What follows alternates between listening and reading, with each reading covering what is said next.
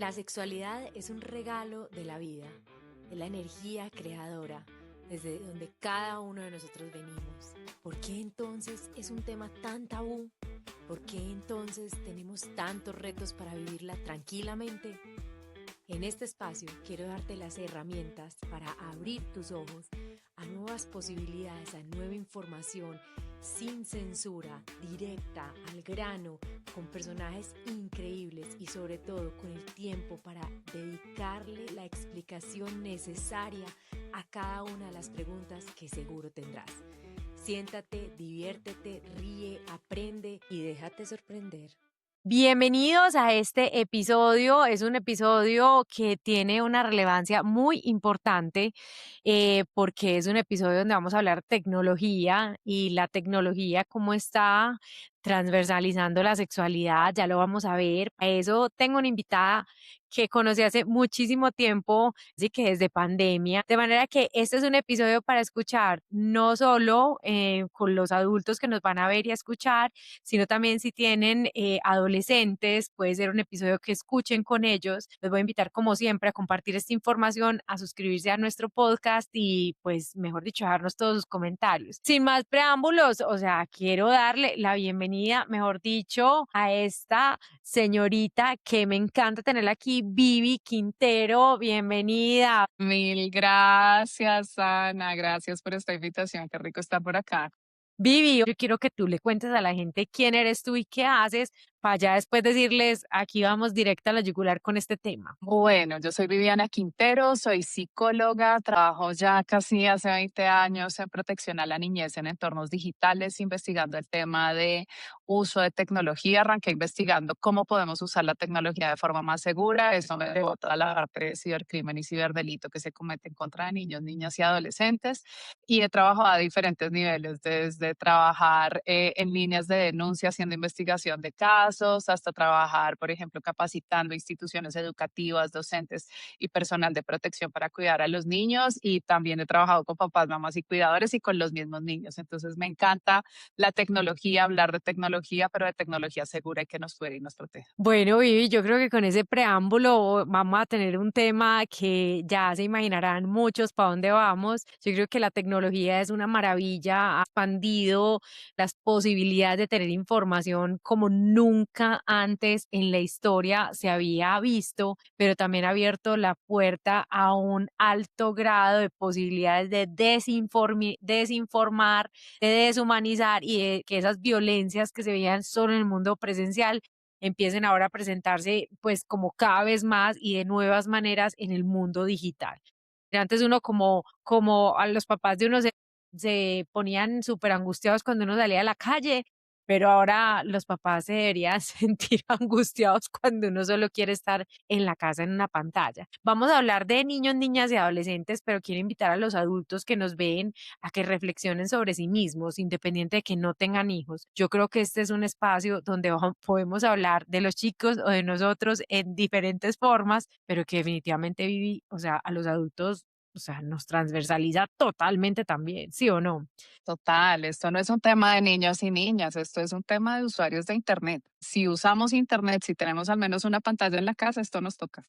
Y que Vivi, hablemos hoy de un tema que creo que es un tema muy importante. Hemos tenido muchos episodios acerca de violencias sexuales, hemos visto muchas cosas y vamos a hablar de una violencia sexual digital, pero no quiero que piensen que esto es lo único que hay. Lo que este episodio está con miras a que entendamos que existen estos riesgos, pero también un poco como a darnos fe en el camino, en el proceso, porque espero que Vivi nos dé muchas herramientas para sobrevivir a todo esto que vamos a hablar, pero hoy vamos a hablar de deepfakes. Entonces, quiero que le contemos a las personas qué es este tema. Bueno, mira, cuando nosotros hablamos de deepfakes, tenemos que dar un pasito antes y hablar un poquito de inteligencia artificial. Entonces, ¿qué pasa? Nosotros en este momento Estamos ya casi que con los dos pies bien puestos en el tema de inteligencia artificial. Veníamos utilizándola ya hace mucho tiempo, por ejemplo, el autocorrector, el Waze, las búsquedas que hacíamos por micrófono en nuestro celular, eso ya tenía inteligencia artificial, fueron las bases, pero a finales del 2023 tuvimos un salto casi que cuántico en el tema de inteligencia artificial porque empezamos a tener inteligencias artificiales generativas. ¿Esto qué quiere decir? Que pasamos de una inteligencia artificial que era capaz de integrar datos y darnos una respuesta a partir de ese conjunto de datos a una que ahora integra datos y crea una respuesta nueva a partir de un conjunto de datos. Entonces, ¿qué es lo que nos va a pasar con estas inteligencias artificiales? Que parten de un conjunto de datos que es todo el conocimiento disponible en Internet y a partir de eso me generan respuestas. Entonces, ahí es donde tenemos el primer problema, porque si el conocimiento que hubiera en Internet fuera, no sé, la enciclopedia británica, los principales papers indexados y solo cogiera eso de base, uno dice, no, pues vamos a tener unas respuestas que son la maravilla. Pero Ujú. dentro de este corpus de conocimiento, que así se llama la base de conocimientos de, de la inteligencia artificial, también vamos a encontrar los comentarios de las redes sociales, los foros de Reddit, la Mm. información, la desinformación que circula en plataformas digitales. Entonces ahí hay todo, de todo. Los sesgos, las ideas cerradas que tenemos, la validación y normalización de la violencia también nos centra dentro de ese corpus de conocimiento. Entonces, ¿qué nos pasa? Con los deepfakes, lo que tenemos es que las inteligencias artificiales tienen la posibilidad de coger contenido de texto y traernos respuestas de texto, pero también pueden coger contenido de texto y darnos respuestas en imagen o en video. Y ahí es donde entran los deepfakes, porque nosotros hemos empezado a darnos cuenta de que muchas de estas personas que utilizan de una manera la inteligencia artificial toman herramientas para, por ejemplo, coger esta imagen de nosotras y crear contenidos sexuales con esas imágenes, bien sea de video o bien sea de imagen. Pero hay una capa adicional en todo esto y es que por un lado tenemos la capa de responsabilidad de las plataformas que crean los modelos de inteligencia artificial, porque uno se pone a pensar y dice, bueno, ¿y qué propósito positivo hay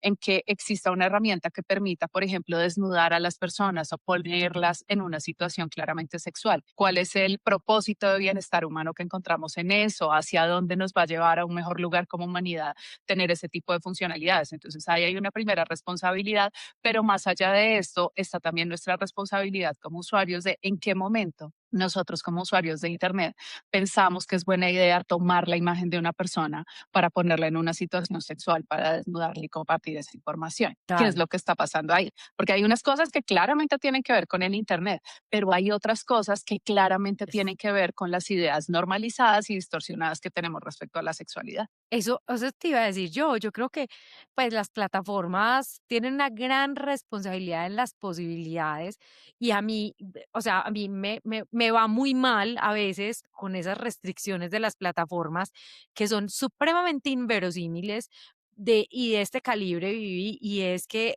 yo soy sexóloga, me dedico a la educación sexual y no, yo te puedo decir que yo no tengo más, o sea, yo no tengo más bans porque no, ¿cómo decir? No estoy más baneada porque no se puede. O sea, a mí me regañan porque digo, porque no digo. Y yo digo, ¿pero qué es esto? De hecho, recientemente en YouTube, con contenido pues etiquetado para mayores de 18 años, para que entiendan la profundidad de esto que yo a veces digo, pero ¿cómo sucede esto? Si a mí me pasa eso, que estoy como en donde a mí me gustaría decir como en el lado bueno, y voy a decir porque, voy a ponerle comillas porque para ellos es como todos somos iguales, los pedófilos y yo digo, pero ¿cómo va a ser esto? Y te voy a decir, tenía una lista de videos con diferente información sobre educación sexual infantil y me la quitaron. O sea, y me regañaron. Y yo dije, se la mano y dije, o sea, estoy en desacuerdo con esto. Y me dijeron, o sea, no, volvimos a revisarlo y ese contenido no es. Y yo era, pero es contenido para que los papás hablen sobre educación sexual. Entonces, como que a mí estas cosas de que uno pueda hacer eso, yo digo, pero las plataformas, ¿cómo generan estas restricciones? Porque es que a mí, yo no lo entiendo. O sea, te lo digo como sexóloga, no lo entiendo, porque a mí, o sea, es como, no puedo decir A, no puedo decir B, y los otros hacen y deshacen un montón. Entonces, estoy de acuerdo, las plataformas tienen ahí su gran responsabilidad y también los usuarios. ¿sí o no? Total. Y mira que, por ejemplo, eso que te sucede a ti es el lado perverso de querer cumplir con normas, con el objetivo de cumplir normas y no con el objetivo de proteger a los seres humanos. Entonces, ¿qué pasa? En todas estas normas de seguridad y confianza, ¿cuál es el objetivo mayor que debería haber con esas normas? Proteger a los usuarios de Internet, a los seres humanos que utilizan en Internet y prioritariamente a los niños, las niñas, los adolescentes y las mujeres que somos los más violentados en Internet. Pero, ¿qué es lo que pasa? Las compañías, y básicamente esto es por el fin que persiguen al final, que es lucro y el engagement de los usuarios, lo que hacen es tener unas normas comunitarias que cumplen no para proteger a los usuarios, sino para proteger la norma que ellos han creado. Entonces, ¿qué pasa? Personas como tú o como yo, que hablamos abiertamente de sexualidad desde un tema de educación, no tenemos por qué tener esa censura, porque, por ejemplo, si yo voy a hablar de prevención de abuso sexual y prevención de violencia sexual, ¿cómo hago para no nombrar la palabra sexo? Sí, ¿Cómo hago para no nombrar la palabra abuso o la palabra violación? Pero cuando entra un agresor actúa intencionalmente para omitir cualquier señal que pueda demostrar el abuso. Y eso es lo que les impide a estos sistemas reconocer las tácticas abusivas que utilizan estos agresores y, por otro lado, banearnos a nosotros que tratamos de hablar de este tema para proteger a las personas, porque se enfocan en la palabra, más no en las tácticas y las estrategias y los comportamientos, que es lo que al final termina siendo lo abusivo en todo esto. es así. Y yo creo que ahí hay una gran responsabilidad y de verdad que es muy tenaz, pero esas plataformas, no sé cómo vamos a hacer, pero yo he hablado con muchísima gente como tú, como yo, que dicen, o sea, es que cansancio, o sea, qué cansancio y qué desgaste, porque es que uno no puede dar educación de esa manera, o sea, no, no, no, es de verdad que la gente piensa que antes en todos estos medios había demasiado restricción para hablar y en el medio digital, o sea, ustedes no se imaginan los filtros que hay, es impresionante. Entonces ahora pasemos una cosa, pasemos entonces a que los deepfakes son, yo me salto estas normas, no estoy pensando en el bienestar humano, dejo que las personas desnuden a otra gente o que hagan lo que les dé la gana. Tú hablas de texto, hablas de imágenes, pero incluso se puede llegar a la voz, o sea, al cambio de voz, o sea, en todos, es decir, es un cambio multimedia en cualquier formato. ¿Y qué pasa entonces con esos deepfakes que finalmente son todas estas imágenes procesadas de alguien sin su consentimiento? O sea, ¿qué pasa con eso? O sea, o sea, uno cuenta que uno está siendo como víctima de ese tipo de violencia? Bueno, mira, lo que ha pasado hasta ahora es que comencemos porque esto es un tema que es sumamente reciente. Comenzamos a tener estas tecnologías más o menos en el año 2023. Realmente ni siquiera han pasado 2 años de esto, pero nosotros sí ya empezamos a tener muchos reportes a nivel global de esto. Y de hecho en América Latina hemos tenido varios reportes. Acá en Bogotá hace tal vez un par de meses, hubo un conjunto de niñas que estuvieron en el Consejo de Bogotá reclamándole a los concejales porque habían sido víctimas de deepfakes. Entonces, de lo que nosotros hemos podido darnos cuenta con los casos que han empezado a suceder es que usualmente las víctimas se terminan enterando porque es un tercero quien les cuenta que esto está sucediendo O y sea, les alguien hace llegar rompe el el contenido. silencio. Alguien rompe en silencio, que creo que ahí nosotros tenemos una enorme posibilidad y es cuando nosotros recibamos este tipo de contenidos, contenidos que son sexuales, que involucran la privacidad y la intimidad de un ser humano, en lugar de pensar en compartirlo porque quién manda a esa persona a haber producido ese contenido, pensemos en esa persona, en si realmente esa persona lo quería compartir, en que nosotros no tenemos consentimiento de esa persona para hacer lo que queramos con ese contenido, fue un contenido que si se produjo voluntariamente fue en un contexto súper particular. Pero más allá de eso, que si es un contenido que involucra a una persona menor de 18 años, es un contenido ilegal y que cualquier cosa que nosotros hagamos con ese contenido, tal o distribuirlo, almacenarlo, admitirlo, lo que yo quiera hacer con ese contenido, va a ser constitutivo no solo de delito según la ley colombiana, sino también fuera del país. Entonces, eso es un principio que nosotros deberíamos tener. Allí, si en algún momento nosotros encontramos este tipo de contenido, recomendaciones, no guardarlo, no almacenarlo bajo ninguna circunstancia, reportarle a la persona que aparece en ese contenido, decirle, oye, mira, me llegó un contenido de estas características, quiero contarte porque no sé por qué me llegó, pero quisiera avisarte para que puedas actuar frente a eso. Y más allá de eso, reportar a la persona que nos envió ese contenido, porque claramente esa persona pues está cometiendo un delito y no debería estar transmitiendo esa información. ¿Qué pasa? A veces para nosotros puede ser difícil porque si este contenido llega de un conocido, alguien con quien tenemos confianza, que percibimos como amigo, es un poco harto salir y decirle al amigo como, oye, estás cometiendo un delito, ¿qué te pasa? ¿Por qué me envías esto? Pero en las plataformas nosotros podemos reportar sin ningún problema esto, sin tener que tener siquiera una interacción con la persona que nos lo envió. Y más allá ¿Sí? de esto, nosotros deberíamos cuestionar, claro que sí, por ejemplo, si tú estás en WhatsApp, en cualquier plataforma de Meta, tú puedes simplemente hacer clic en los tres punticos que te aparecen en el perfil de la persona o en el contenido que te compartieron. Y allí hay una opción que dice reportar, tú puedes reportar qué fue lo que pasó y lo que van a hacer estas plataformas es revisar la parte previa de esa interacción para ver si efectivamente hubo abuso. Eso no solo funciona para situaciones de abuso, sino también, por ejemplo, para cuando hay spam, que nos mandan contenidos que no estamos gustando, que no queremos, ahí también podemos reportar. Y esto va a ser súper importante porque muchas veces las plataformas nos dan herramientas para poder hacer estos reportes y actuar, pero nosotros por desconocimiento no las usamos. Y que la plataforma pueda tener conocimiento de esta información también nos permite que pueda empezar a visibilizar qué es lo que los seres humanos están haciendo con la violencia en los espacios digitales para que puedan empezar a generar respuestas distintas para afrontar. Entonces, por eso va a ser O tan sea, es como una importante. denuncia digital en primera instancia a la plataforma donde están Exacto. sucediendo las acciones. Exacto, Okey. imagínense esto como que alguien tiene la música a demasiado volumen en su casa y me está molestando. Entonces, ¿qué es lo primero que yo hago? Puedo ir y golpearle a esa persona y decir, oye, por favor, la música está muy duro, bájale el volumen. O puedo ir con el administrador del conjunto de la unidad y decirle, oye, es que en ese apartamento tiene el volumen muy alto, pero también puedo llamar a la policía y reportar. Entonces, en este escenario es como ir a donde el dueño de la casa, donde está el dueño de la casa y decirle, oye, hay algo malo que está pasando acá, por favor, regula. El dueño de la casa en este caso son las plataformas y a ellos les podemos reportar. Si vemos que se trata de una situación donde hay delito, donde me están hostigando, me están chantajeando, están afectando mi reputación, se hizo sin consentimiento, claramente también puedo ir a donde las autoridades para reportar este tipo de situaciones. Este tipo de reportes Ujú. se pueden hacer. Y sobre todo, cada vez más, porque nosotros pensamos esto en el escenario de los adultos, de un adulto malo que llega y hace este tipo de cosas, pero nosotros estamos teniendo que este tipo de violencias también se están dando entre pares. Es decir, niños que agreden niñas, niñas que agreden niños, viceversa. Aquí encontramos de todo, pero que son menores de 18 años. En ese tipo de situaciones, nosotros podemos reportar al Instituto Colombiano de Bienestar Familiar, pero también a la institución educativa, porque si esta es una situación que tiene conexión con la convivencia escolar, la institución educativa tiene la obligación de activar un protocolo de respuesta inmediata para esto, donde involucran autoridades de protección, el ICBF, autoridades de justicia, la fiscalía, la policía y autoridades en salud como la EPS para que puedan proteger a esos niños del daño que se genera por este tipo de situación. Pero entonces, a ver, pongamos eso en un contexto como, es decir, estamos hablando de que eso puede suceder en cualquier momento de la vida. De hecho, o sea, previo a este episodio hablábamos de un caso muy importante que está sucediendo actualmente en Alemania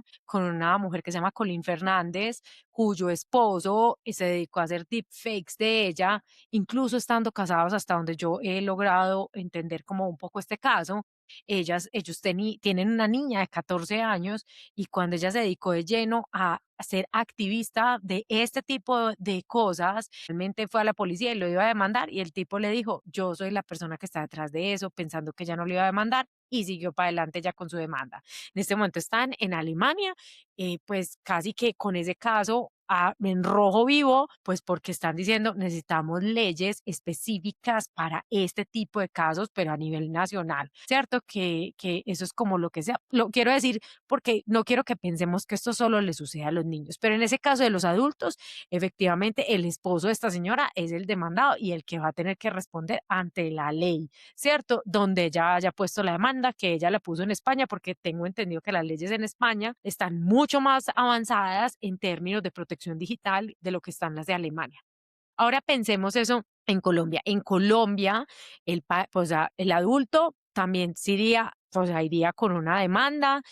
Nosotros tenemos leyes para eso en Colombia, Vivi. Sí, digamos que nosotros tenemos desde hace ya varios años, del año 2012, la ley 1581, que es la ley que nos protege a nosotros de todo el tema de afectación a la reputación en el tema de protección a las personas. Esa es una ley que existe, que tiene una autoridad específica, que es la Superintendencia de Industria y Comercio, y que además es una ley que protege toda nuestra imagen, todos nuestros datos, desde nuestro nombre, nuestra imagen, nuestro video. Entonces, ese es el primer recurso que nosotros tenemos. Muy recientemente hemos tenido también unos avances legislativos donde, por ejemplo, se sanciona el uso de inteligencia artificial para falsedad de identidad.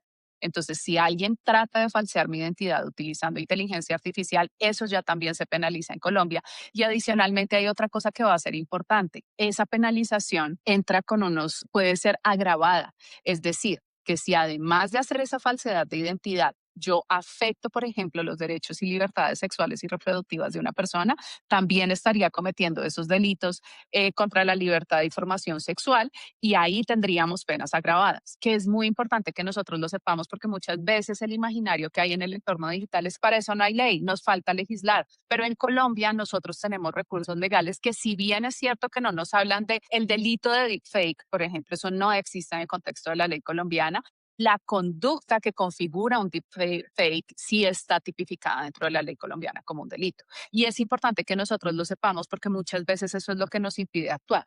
Más allá de eso, ¿qué pasa? Puede ser que las autoridades no conozcan mucho, puede ser que las autoridades no sepan mucho porque, como les digo, este es un tema nuevo, pero siempre, siempre, siempre nosotros deberíamos reportar estas situaciones porque cada vez que alguno de estos delitos Hay una sucede alerta, y nosotros no decidimos reportarlo, primero hay una alerta, pero si nosotros decidimos no reportarlo, lo que no hacemos se es sabe. poner una capa de invisibilidad sobre eso e impedir que esto alcance el nivel de gravedad que debería tener y sobre todo que se destinen recursos para capacitar a esos policías, a esos jueces, a esos fiscales, pero sobre todo para destinar más personal y más capacidad humana para que pueda procesar los casos que existen. Es que si yo te voy a decir una cosa, Vivi, que desde que todo este tema de tantas violencias y tantas cosas me ha llegado a mí, o sea, hay algo que a mí me ha quedado supremamente claro y es, si no hay denuncia, por más que la denuncia uno crea que no funciona, el sistema no va a cambiar. O sea, Es tenemos que alzar la voz. No hay otra manera de que cambie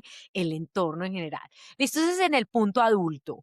En el punto cuando es un menor de edad, que ya sabemos que hay varios casos de este tema, que ya sabemos que es algo que, que o sea, ya tenemos, como tú dices, es algo muy reciente, pero que me parece muy importante que o sea, que adolescentes sepan que para ellos también puede haber consecuencias. ¿Cómo son esas consecuencias si yo encuentro a un adolescente infringiendo este tipo de violencia hacia alguien más? bueno, lo primero es que antes de pensar en la sanción, nosotros deberíamos pensar en la prevención. Ah, no, no, no, ¿Por total. qué? Sí. Y digamos que aquí una cosa que va a ser súper importante es que, por ejemplo, cuando yo trabajo con adolescentes, a mí me sorprende, a mí particularmente, o sea, eso siempre me sorprende, que al día de hoy los adolescentes no sepan que un contenido que involucra a una persona menor de 18 años en una situación sexual es un contenido ilegal. Para mí eso ya es una señal de alerta. Y yo ahí digo, acá podrían pasar cosas que no están bien. Entonces, lo primero es trabajar en esa prevención de decirles, de contarles a los adolescentes, primero, cualquier contenido, imagen o video que involucra a alguien de menos de 18 años en una situación sexual es un contenido ilegal y puede ser causal para que estemos cometiendo un delito. Segundo, el delito que se comete ahí es un delito de abuso o explotación sexual infantil, lo que lo hace un delito sexual. Si llegamos a ser condenados por un delito sexual, vamos a entrar en un registro de ofensores sexuales donde vamos a estar de por vida y eso nos afecta todo nuestro futuro. Entonces, lo segundo que deberíamos saber. Tercero, no existe una manera segura de preservar contenidos sexuales en Internet. Eso no existe. Muchos adolescentes piensan que si yo lo hago a través de mensajes temporales, que si lo hago a través de aplicaciones que me borran las imágenes o que las mantienen privadas, eso funciona y realmente no. A mí me lo pueden mandar por la aplicación más segura que te quieras imaginar, la que borra todo, la que me anuncia si se tomó un pantallazo o no, pero yo puedo tomar otro teléfono y sacar una foto del dispositivo donde me llegó la imagen y nadie se va a enterar que tengo una copia. Entonces, esas tres cosas son lo mínimo que cualquier adolescente debería saber, sea hombre, sea mujer, viva donde viva. Si tiene acceso a un celular, eso hace parte del paquete básico que nosotros como ciudadanos digitales deberíamos tener. Ya habiendo tenido este conocimiento o si no se tuvo ese conocimiento y llegamos a estar ante una situación de estas, entonces, ¿qué pasa? En el contexto colombiano, las personas menores de 14 años no, digamos, no tienen un sistema penal. Esos casos no entran dentro del sistema penal o de responsabilidad penal que nosotros tenemos en el país, sino que son los padres de familia quienes deben responder por eso. Y estos niños entran en un proceso de protección porque ¿qué es lo que entiende la ley ahí? Si un niño antes de los 14 años está teniendo estos comportamientos, que son comportamientos sexuales inapropiados, ese niño no lo hace porque haya querido o porque se presume maldad en ese niño o mala intención, sino porque algo falló dentro del sistema de protección y educación que hizo que ese niño pensara que eso era buena idea y tuviera acceso a esas ideas, porque esas ideas no florecen naturalmente en la mente de los niños. Entonces, antes de los 14 años, responden los papás y se abre un proceso de protección. Entre los 14 y los 18 años, cuando nosotros reportamos este tipo de situaciones ante las autoridades, entonces deberían pasar dos cosas. Una de cara a las personas que tuvieron el comportamiento sexual inapropiado,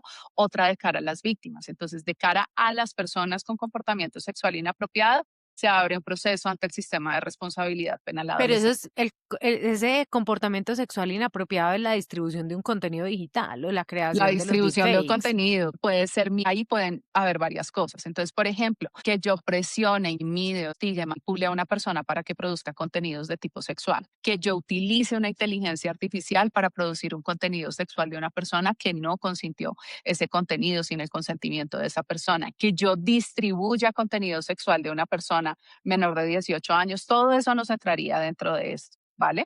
Que yo exponga a otros menores de 18 años a ese contenido sexual también se considera como un comportamiento sexual inapropiado en estos años, entre los 14 y los 18. Entonces, ¿qué pasa? Como ese comportamiento es un comportamiento sexual inapropiado, le hace daño a otros niños, hace daño y normaliza la violencia en ese contexto. Si esto pasa, por ejemplo, en el contexto de una institución educativa, que es donde nosotros nos solemos enterar que pasan este tipo de situaciones, la institución educativa tiene la obligación de activar un protocolo y como estas situaciones son constitutivas de delito, se procesa como una situación tipo 3, que son las situaciones que son constitutivas de delito. Se reporta a salud para revisar que todo esté bien a nivel de salud mental y física, tanto con la persona que tuvo el comportamiento sexual abusivo como con la víctima. Se reporta además a protección para revisar qué es lo que está pasando, porque estos niños están teniendo estas ideas que necesitamos hacer en el entorno para protegerlos. Y finalmente se reporta a justicia para que se active el sistema de responsabilidad penal adolescente. Si esto ya ocurre con adultos, entonces reportamos a la justicia ordinaria. Cualquier ciudadano que tenga conocimiento de esto puede reportar a la justicia ordinaria y esto se puede hacer a través de la línea 122 de la Fiscalía o a través de cualquier URI o centro CAIDOS que tengamos en el país. O sea, mejor dicho, 2 puntos. Si usted tiene un menor de 14 años, lo primero que se va a llamar es al ICBF para que determine qué es lo que está pasando en esa casa y revise qué es lo que está pasando con ese menor, partiendo de la base de que ese menor no debió haber llegado a esas ideas de buenas a primeras, sino que hay que ver qué fue lo que pasó. De los 14 a los 18 ya sí hay ahí, o sea, todo un sistema que, pues, que podría decir uno que es como el intermedio entre el adulto y ese pequeño ser humano, o sea, pues se trata como adolescente ya ante, pues tiene unos códigos pues mucho más rigurosos y mucho más, yo diría que cercanos a la adultez, a lo que se trabaja con los adultos, pero también pues como sabiendo todas las, o sea, como sabiendo que ese pequeño ser humano es todavía un adolescente en formación y los papás entran a ser ahí como, o sea, con los responsables, o sea, como de lo que sus hijos hagan, entran pues como a ser ahí como los grandes, ¿cómo se dice? Protagonistas, o mejor, no protagonistas, más bien como responsables. Entonces entran a ser los Corresponsables, responsables. haz de cuenta. En esos primeros años son absolutos responsables los papás. Entre 14 y 17 son corresponsables, porque qué fue lo que pasó ahí, pero el adolescente responde. Exacto.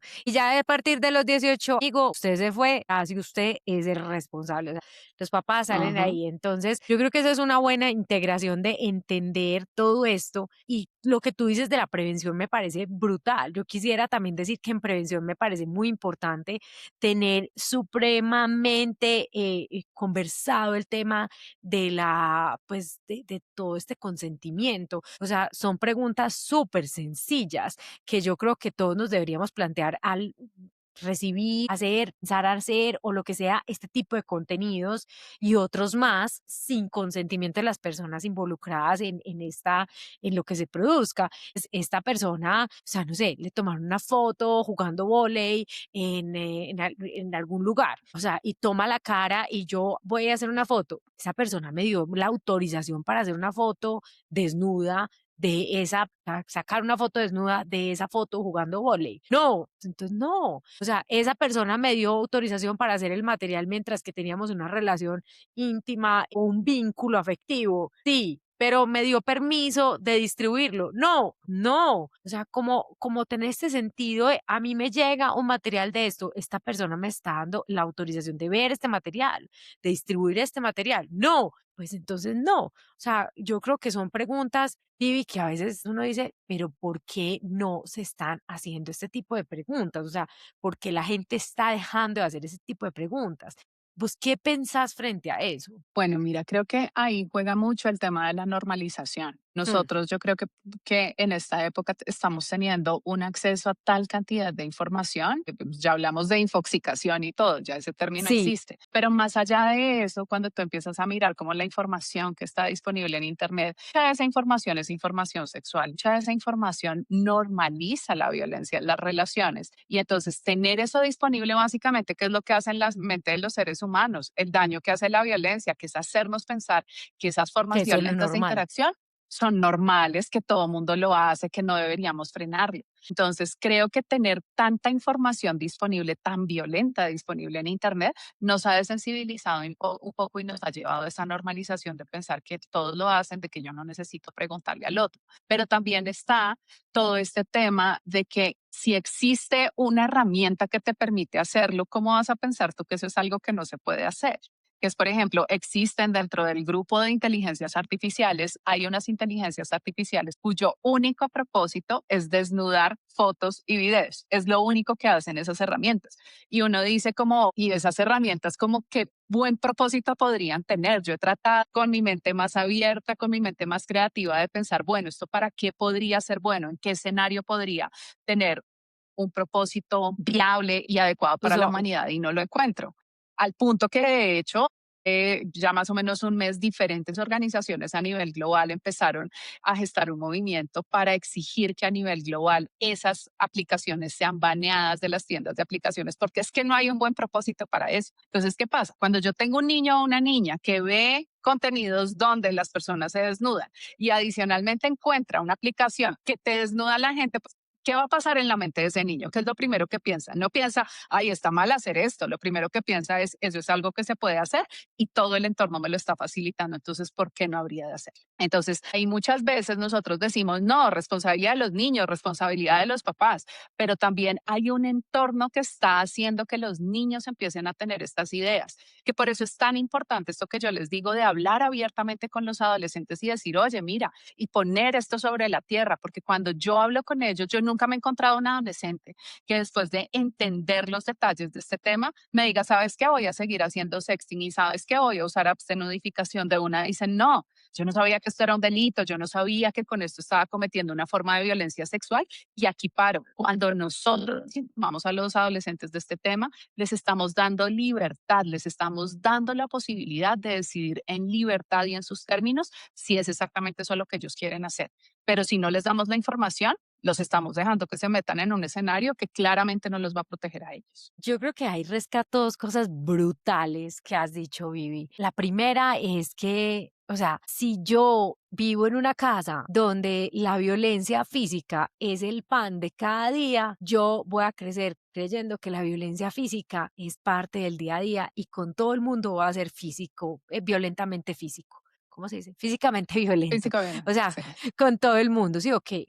Entonces, este entorno hay que cuidarlo, pero no se cuida diciendo, ten cuidado del entorno. Y ahí voy con la segunda cosa que puedo sacar de lo que tú dices y es definitivamente en este mundo infoxicado con violencia digital es más que nunca una obligatoriedad a través de nuestra voz como padres y madres y cuidadores primarios de estos pequeños seres humanos, en el caso de que lo seamos, tener estas conversaciones sobre consentimiento, sobre qué es o cómo esto es un delito, sobre qué sí y qué no, porque yo creo que ahí hay un punto esencial y es que puede que nuestras nuevas generaciones estén infoxicadas, sí, y nosotros también como adultos, pero nosotros seguimos pensando, trayendo ese lastre que hablar de sexualidad no es una necesidad hasta que yo vea que me salta la papa caliente y me quema la mano. Entonces yo creo que ahí estamos uniendo la prevención a través de educarlos a ellos, darle toda la información del hogar y nosotros también teniendo conversaciones importantes sobre este tema, más allá que dejarlo en manos ya no del colegio, o sea, ya no es, no, en el colegio nuestros hijos los educamos nosotros y no hacemos ni nada, no, o sea, de verdad, parce, hay que ponerse los calzones y empezar a hablar de esto entre adultos con los pequeños seres humanos, porque es una necesidad demasiado grande. Y yo creo que revisar lo de los límites de qué consumo, porque seguimos pensando que nuestros pequeños seres humanos son muy pequeños para hablar de pornografía 10 12 pues les damos un celular desde los 9 y eso ya, ahí ya sabemos que hay una puerta de entrada a la selva digital. Y recomendaciones que vos quisieras hacerle a los adultos que nos escuchan y después al final quisiera también que hicieras unas, de pronto si hay adolescentes que van a escuchar este episodio. Bueno, entonces, de cara a los adultos, las conversaciones a veces son más fáciles de lo que nosotros nos imaginamos. Entonces, por ejemplo, esa conversación que tú dices del consentimiento. ¿Saben cómo me dicen a mí los niños de primero y segundo que quisieran hablar de consentimiento con sus papás? Muchos de ellos me preguntan cómo viví, o sea, que yo podría decirle a mi papá o a mi mamá que no postee fotos mías en redes sociales. Es que a mí nunca me preguntan si quiero que mis fotos aparezcan allí. Y yo quiero a mi papá y a mi mamá, pero no quiero estar en ese lugar. Entonces, por ejemplo, abrir la conversación acerca de, quisieras que yo posteara esta foto, ¿me darías permiso para que tu imagen salga allí en mi red social? Ese es un primer punto para empezar a hablar, que es muy sencillo. Yo ahí no estoy hablando de sexualidad ni de ningún tema difícil. Simplemente le estoy enseñando a mi hijo que quien decide sobre su cuerpo y sobre su imagen es únicamente él o ella. Entonces ahí comienza. Otras recomendaciones que son más en el plano de lo digital. Primero, conversar, hablar de consentimiento, hablar de educación sexual, pero más en el plano de lo digital, cosas importantísimas, no equipar a los niños a a tecnología. Casi que la pregunta que ustedes deberían hacerse es, yo estoy preparado para que mi hijo ya está preparado, ya tiene la edad para ver pornografía y si está preparado, entreguen un celular. Esa es la pregunta que nosotros deberíamos hacernos porque es uno de los contenidos a los cuales van a acceder si tienen un dispositivo de estos. No porque lo estén buscando, es porque el sistema y el Los entorno busca. está diseñado para facilitar eso. Entonces es súper importante que lo tengan en cuenta. Entre más puedan retrasar la entrega de un celular, mucho mejor. La tendencia en este momento a nivel global es llevarlo hasta los 16 años, entregarlo hasta los 16 años. Acá puede que parezca mucho, pero hagamos el intento a ver hasta dónde llegamos. Entre más tarde, mejor. Lo otro, siempre dejar los celulares fuera de las habitaciones con los adolescentes, por ejemplo, porque la noche es el lugar donde más corren peligro y riesgo. Otro tema, mantener las cámaras digitales cubiertas. A veces nosotros pasamos de largo por esa recomendación, pero una cámara digital es un ojo que nos ve en todo momento. Yo siempre les pregunto a los chicos, ¿cuántos de ustedes van al baño con su celular? Y muchos levantan la mano. Ir al baño con el celular es ir con 5 ojos mirándonos a un espacio que es absolutamente privado e íntimo. Entonces, ese va a ser otro tema súper, súper importante. Tercero, preguntarse, ¿quién les ha pedido permiso a ustedes, autorización para utilizar los datos de sus hijos e hijas en plataformas digitales? Recopilarlos masivamente y manipular a sus hijos para que pasen más tiempo conectados. Estoy segura que a ninguno de ustedes les han pedido permiso, entonces hay que empezar a pensarnos cómo apoyamos la regulación de estas plataformas de cara a los niños. Ya están pasando cosas. La semana pasada, Meta y Google Fueron tuvieron una sentencia sancionados. donde fueron encontrados culpables de inducir la adicción en una persona, en una mujer que ya es adulta, pero que empezó a usar estas plataformas desde los 6 años. Empezar a pensar en cómo podemos apoyar eso va a ser un tema muy, muy importante. Y De ya de cara a sociedad. los adolescentes, ajá, y de cara a los adolescentes, cosas que les recomendaría. Número uno, si acceden a este tipo de contenidos, si un día tienen por X o Y razón acceso a contenidos pornográficos o contenidos sexuales, sepan que esos contenidos no nos dan una visión real de lo que es la sexualidad humana. Mm. Son contenidos que nos muestran una sexualidad distorsionada, que está distante del afecto, donde se valida la violencia, donde muchas veces no hay protección frente a enfermedades o infecciones de transmisión sexual, contra embarazos no deseados. Y no, la pornografía no es información de educación sexual. Si ustedes quieren buscar esa información, es mucho mejor recurrir a un profesional o buscar una fuente de información adecuada en Internet. Número dos, las inteligencias artificiales no son amigos amorosos, parejas Ay, sí. amorosas. ni terapeutas cuidadores. Importantísimo que ustedes lo sepan. Solo son modelos probabilísticos que han sido entrenados para darnos la razón, evitar la fricción entre ellos y nosotros y hacer que nosotros nos sintamos entendidos, comprendidos y acogidos en ese espacio digital. Entonces, si un día ustedes tienen una necesidad genuina de compartir con un ser humano, quieren compartir con un ser humano, prefieran a los seres humanos reales por encima de la inteligencia artificial. Eso acaba de ser clave. Importantísimo, la inteligencia artificial no se utiliza para modificar la imagen de las personas. Más allá de eso, una persona menor de 18 años jamás puede consentir aparecer en una imagen sexualizada o pornográfica, básicamente porque eso es una forma de explotación sexual y ningún ser humano puede consentir su propia explotación. Entonces, si ustedes un día le dicen a una pareja o una pareja les pide un contenido sexual siendo menores de 18 años, sepan que ese contenido va a ser un contenido de carácter ilegal. Y nosotros a una persona que amamos jamás la pondríamos a cometer un delito y jamás cometeríamos un delito por esa persona que amamos. Eso no es el amor. Entonces, importantísimo que lo tengamos ahí. A veces el sexting necesita más conversaciones que saber dónde me llega la luz, qué foto es la que me voy a tomar, cosas como, por ejemplo, cómo guardas tu información, qué patrón de desbloqueo tienes en tu celular, usas patrones, usas contraseñas, son contraseñas seguras o no. Son conversaciones más importantes que nosotros deberíamos tener en este campo que simplemente ver desde dónde me tomo la foto. Entonces, desde eso, creo que son como tips muy rápidos que les podría dar. También, por ejemplo, tenemos una posibilidad ahora que antes no existía. Si algún adolescente cree que alguien tiene una fotografía suya o ha estado tratando de chantajearlo, manipularlo, diciéndole que haga cosas a cambio de no publicar esa imagen, en este momento tenemos formas para que las autoridades trabajen para frenar la propagación de esa imagen. Hay dos páginas web que les pueden ayudar en eso. Una se llama takeitdown.org, donde ustedes pueden compartir la imagen para que se extraiga un valor hash y automáticamente las autoridades norteamericanas empiezan a buscar por todo Internet esa imagen para darla de baja.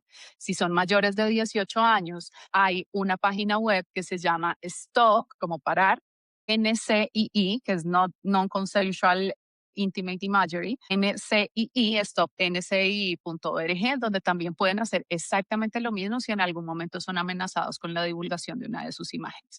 Entonces, en este tema es importante aprender, es importante hablar abiertamente, pero sobre todo es importante reconocer que todos tenemos derechos humanos sexuales y reproductivos y todos tenemos la obligación de respetar esos derechos. Vivi, no, pues, ¿qué te puedo decir? Te agradezco muchísimo. Yo creo que es una conversación demasiado esencial para todos, adultos y niños, y para todos. De verdad que es un tema que, pues, me deja como demasiado movida la pregunta que haces. ¿Estoy dispuesta a que mi hijo o mi hija vea pornografía? Sí, entonces le doy el celular. Yo creo que es una cosa que así es.